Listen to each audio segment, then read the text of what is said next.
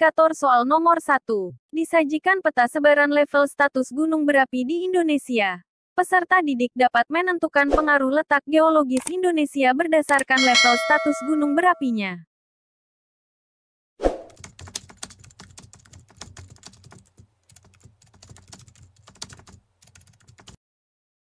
Tumbukan lempeng-lempeng di Indonesia membentuk rangkaian pegunungan yang sebagian menjadi gunung berapi di sepanjang pulau Sumatera, Jawa, dan Nusa Tenggara.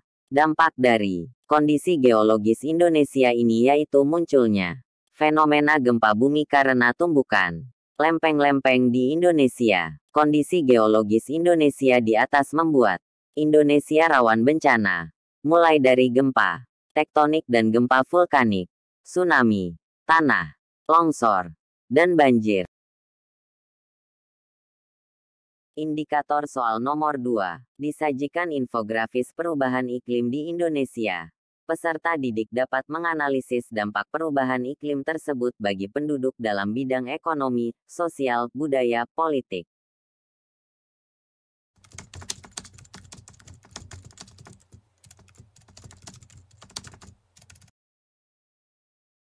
Perubahan iklim akan mengakibatkan penurunan ketersediaan air, perubahan produktivitas tanaman, hilangnya keanekaragaman hayati yang merupakan aset tidak ternilai yang dimiliki Indonesia.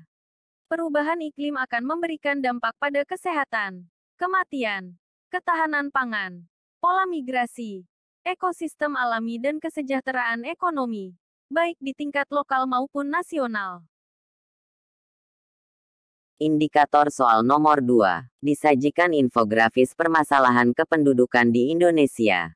Peserta didik dapat memprediksi permasalahan kependudukan yang terjadi di Indonesia beberapa tahun yang akan datang.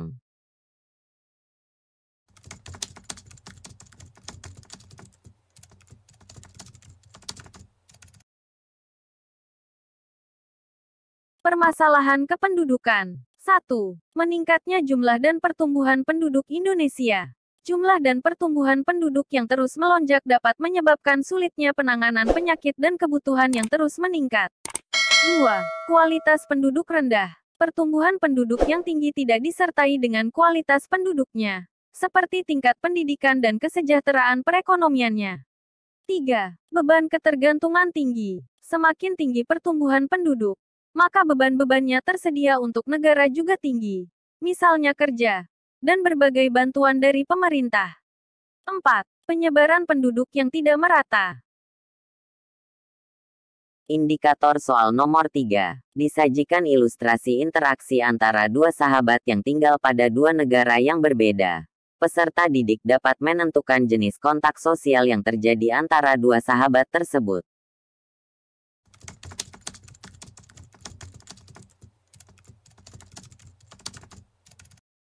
Tak bisa dimungkiri, sebagai makhluk sosial, manusia akan berusaha melakukan interaksi dengan manusia lainnya.